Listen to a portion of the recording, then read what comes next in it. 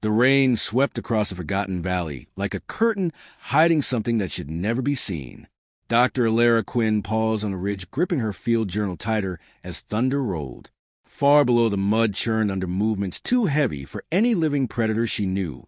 The shape cut through the mist, low, sleek, with a crown-like ridge on its head. It was not in any fossil record like this. It was alive, breathing, and watching.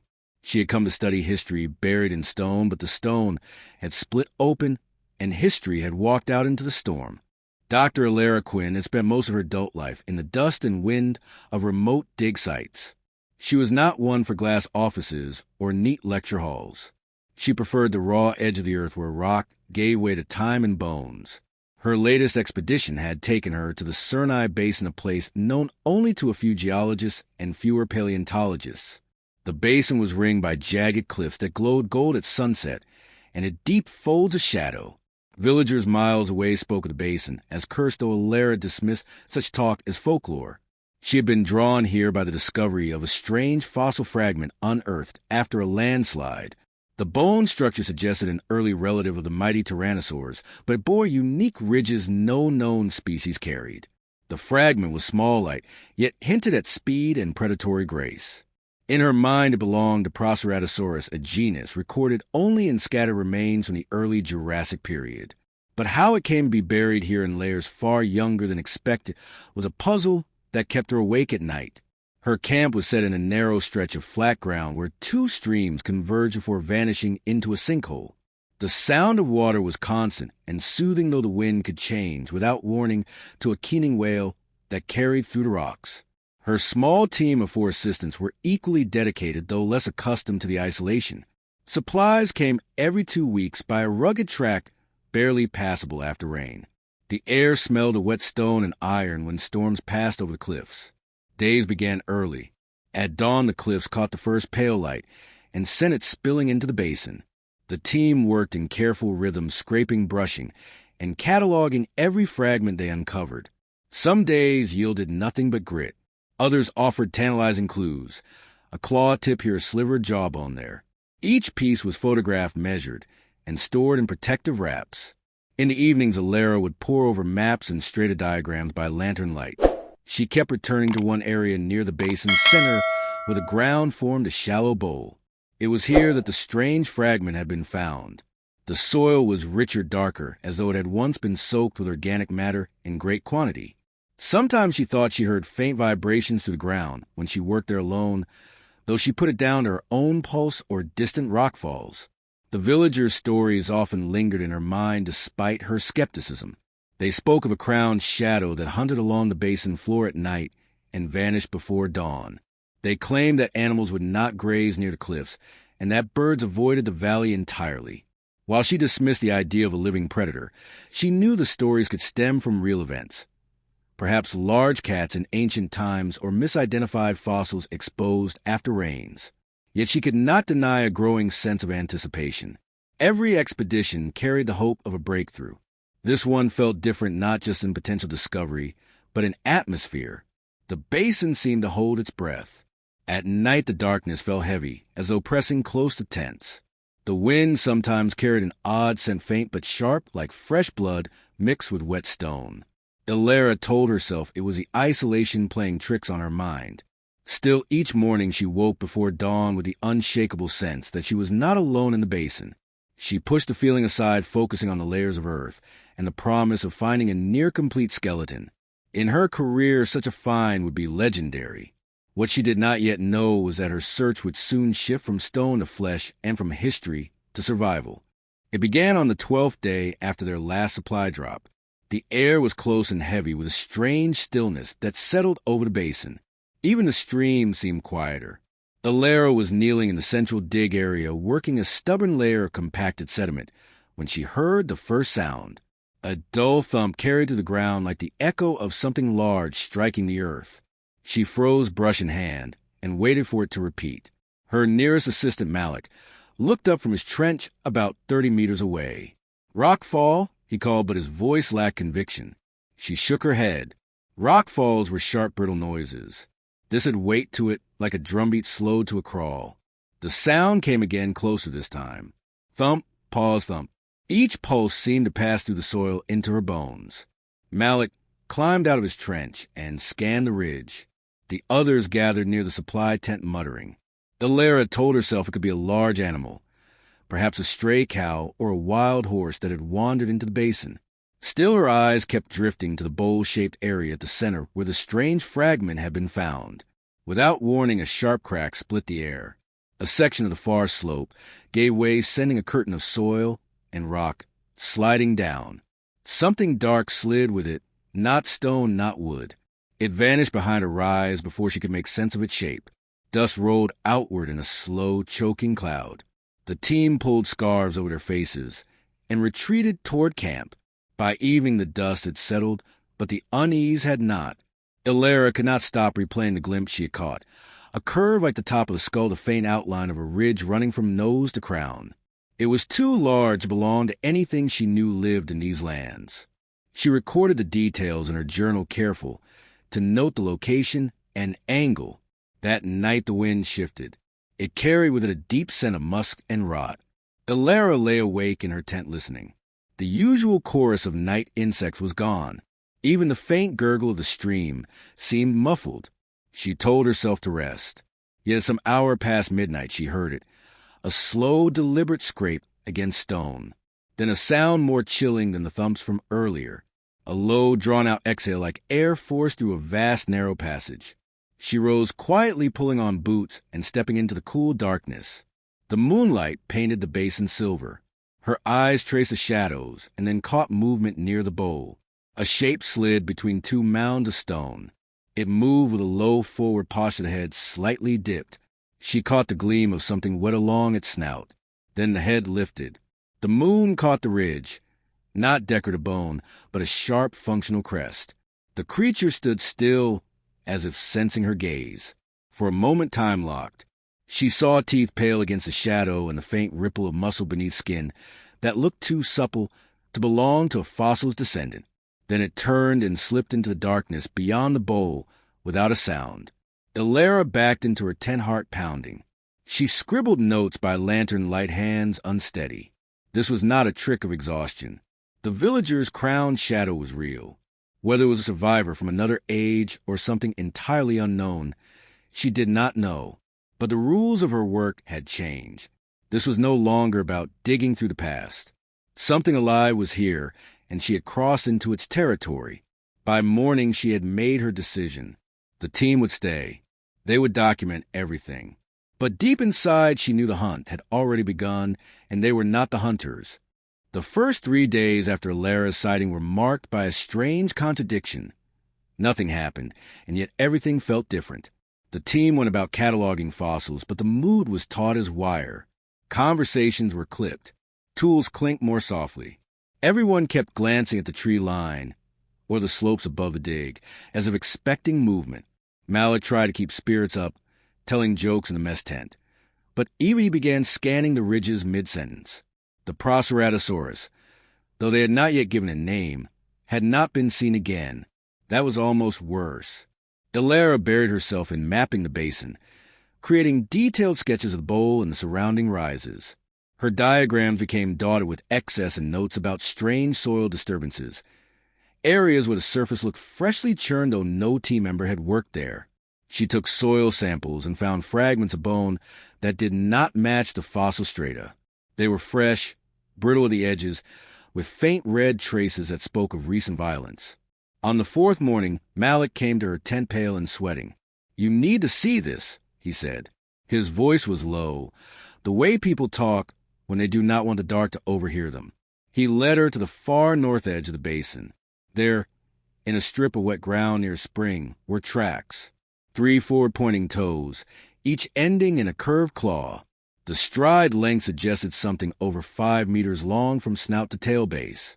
The depth told a weight, far more than any large cat or bear. The tracks led out of the basin toward the narrow gorge that opened to the northeast. Ilara measured them with care, writing in her notebook without speaking. Malik shifted from foot to foot. If its hunting here were inside its loop. That night a storm rolled in. The rain came in sheets, turning the ground to black soup. Wind tore at the tent walls. At some point, Alara heard a sound that was not wind or thunder, a low, almost questioning growl that rose and then faded. She told herself it was her mind making patterns out of noise, but sleep would not come. On the sixth day, a section of their main trench collapsed. No one had been inside at the time, but the collapse exposed something extraordinary, a partial skeleton of a small theropod. Malik, whose fascination with predators matched Alara's own, quickly pointed out the shape of the skull and the distinctive nasal crest. "Looks like a Proceratosaurus," he said, "but these are from the Middle Jurassic. You're telling me one's alive out there?" Alara had no answer. She only knew that the fossil they had uncovered seemed like a warning left by the land itself. That evening, one of the local porters named Joro failed to return from gathering firewood. The search party found no trace of him until just before sunset, when Malik spotted something snagged in a thorn bush. It was a strip of cloth from Joro's shirt soaked in something dark. They pulled back to camp before full night. The quiet after dark was oppressive. The jungle's usual chorus remained absent. Alara thought about Joro, about the eyes she had seen in the moonlight. She began to think less like a scientist and more like prey. On the eighth day, they found more tracks, this time circling camp. Malik insisted they needed to set traps or leave. Alara resisted. If they fled now, all proof of the creature would vanish into rumor. But part of her knew Malik was right. That afternoon, Malik and two others hauled a motion-triggered camera to a narrow animal trail that cut toward the gorge. They secured it to a tree and sprinkled fresh meat on the path. Alara stayed behind cataloging bone fragments.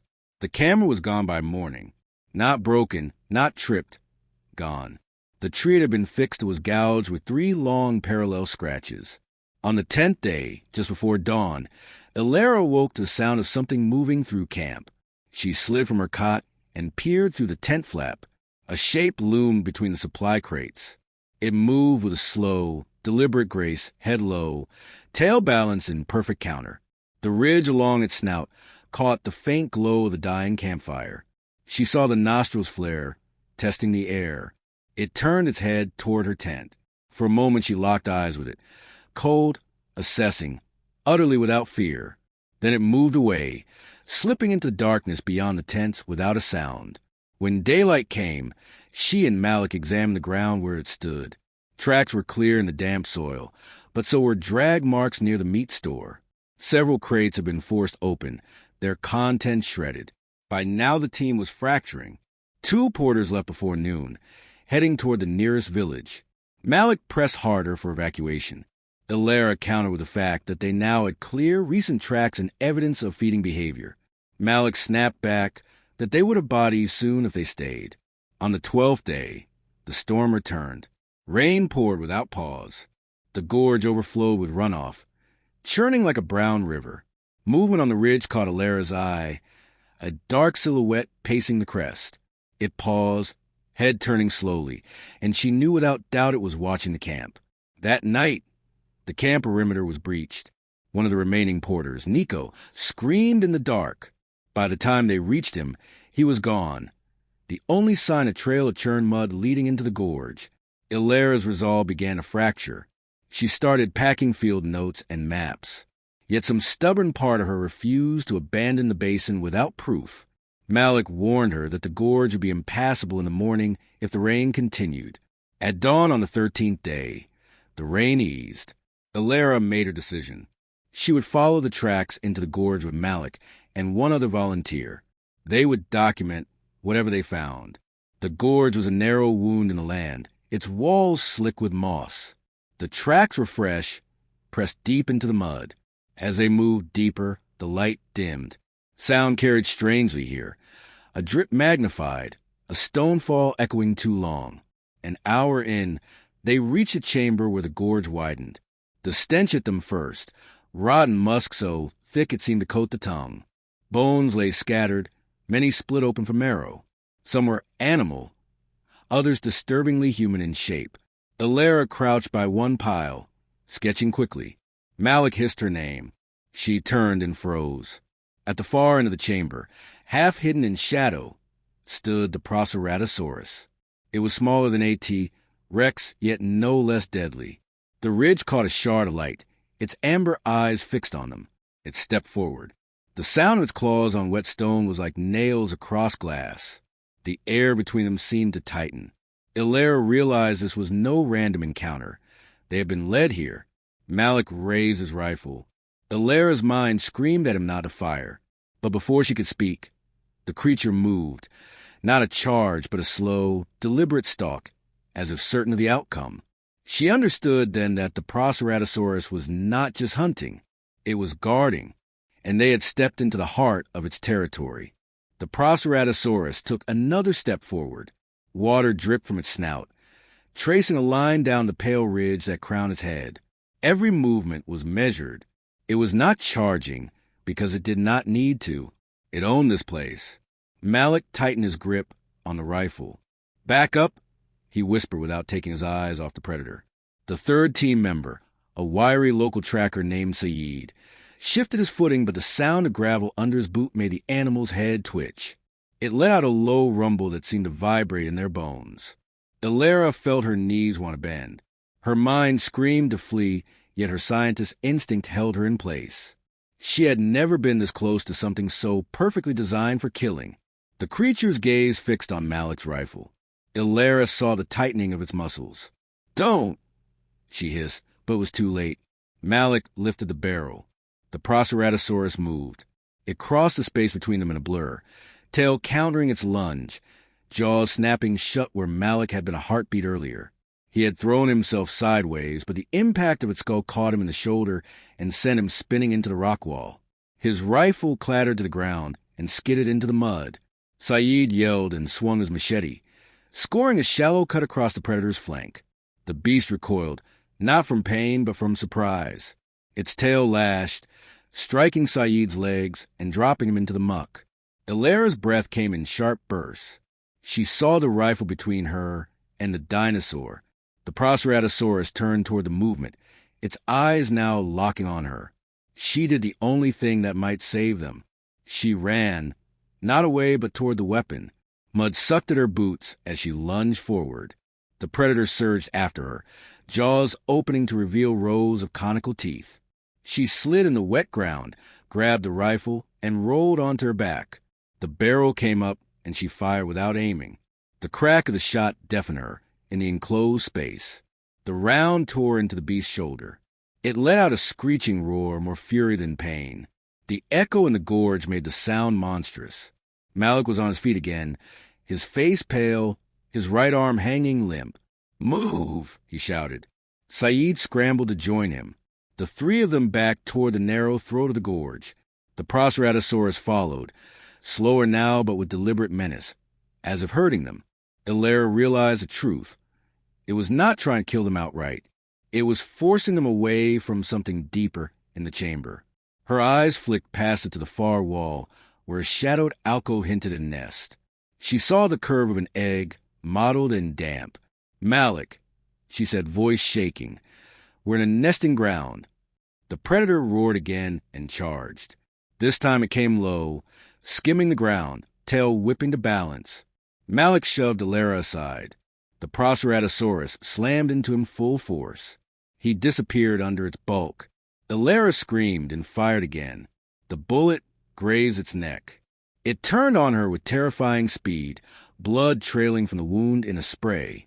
Saeed darted in from the side and hacked at its hind leg. The blade bit deep, and the animal lashed out, tail smashing him into the wall. He slid to the ground unconscious. Now it was only Ilera and the beast. Her rifle was empty. She threw it aside and grabbed Malik's drop pack. Inside was the emergency flare gun. She yanked it free and aimed for the predator's face. It stepped toward her, head lowering, eyes fixed on her chest as if measuring the final leap. Ilera fired. The flare shot out with a burst of white light and slammed into the side of its jaw. Fire and smoke erupted. The Proceratosaurus screamed, jerking back. It thrashed, slamming its head into the rock. The flare burned against its scales. The smell of singed flesh filled the chamber. Ilera grabbed Malik by his good arm and pulled. He was breathing, dazed but alive. Together, they staggered toward the gorge mouth. Behind them, the predator roared, but the sound was muffled by the narrowing rock walls as they climbed. Halfway up, Alara glanced back. The Proceratosaurus stood in the widening shadow of the chamber entrance. It did not follow. Its body was coiled, head low, tail swaying. Even injured, it was still in command of its ground. She understood then that it could have killed them all along. They had not been prey. They had been trespassers. They emerged from the gorge into the rain-soaked basin. The sky was a dull gray, and the air smelled of wet earth. Malik leaned against a boulder, his breathing ragged. Saeed stumbled out minutes later, battered but alive. In the distance, from deep within the gorge, came one last roar, a sound that rolled to the basin like thunder. It was not a cry of defeat, but of warning. Alara knew what it meant. The basin was no longer just a dig site. It was claimed. Rain still fell in a thin curtain over the basin. The three of them sat on the lee side of a boulder, sheltered from the worst of the wind. Malik cradled his arm against his chest. Saeed bound a strip of cloth above his knee, where the tail strike had torn skin. Alara kept her eyes on the gorge mouth. Every shadow seemed to shift in her peripheral vision. She expected the predator to emerge at any moment, yet the rock gap remained still. The only sound was the hiss of water sliding over stone. That was no accident, Malik said at last. His voice was low, like speaking louder might summon it. It drove us out. It knew exactly where to push us.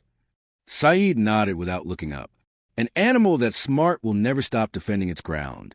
If those eggs hatch, we will face more than one. The image sent a cold twist through Alara's gut.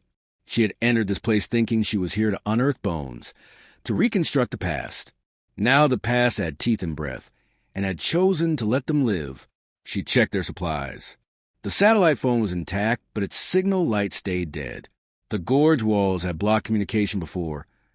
Now the constant storm was likely killing the signal entirely. They would have to reach higher ground. We move before dark, she said. The longer we stay here, the more we risk it deciding we are a threat again. Malik gave a short laugh, humorless. We are a threat. We saw its nest. They moved slowly, skirting the basin's edge. Every step brought the ache of bruises, and the weight of mud pulling at their boots. The rain eased as the afternoon stretched on, replaced by a thick fog that rolled down from the higher cliffs. Alara caught herself glancing over her shoulder again and again. Sometimes she thought she saw a dark shape in the mist far behind them. Once she swore she heard a stone shift, but when she stopped, the world was silent. Near the ridge that would lead them out, they found a section of the old dig site that had been half buried by landslides. Tents were collapsed under wet soil. Cases of tools lay rusting. It was a camp of the previous expedition, the one they had been told abandoned the site after a storm. Saeed knelt by a torn notebook half buried in mud. He flipped it open. Pages were smeared, but few words stood out. Tracks, head crests, too fast to be a raptor, intelligent eyes. The final entry was a scrawl. We should not be here. Alara felt the weight of those words press into her. Another team had met it. Perhaps not all had left. The ridge path was steep and slick, but offered the first sign of a clear sky above. Malik went first, one hand braced against the rock. Alara followed, then Saeed. Halfway up, she looked back for the last time. Through the fog and rain, she thought she saw it. The Proceratosaurus standing at the basin's far edge. It did not move, only watched. The faintest glint caught on the ridge of its skull. Then the mist folded over it, and it was gone. By dusk, they reached the plateau. The wind was stronger here, tearing at their jackets. The satellite phone's light flickered, then steadied. They had a signal.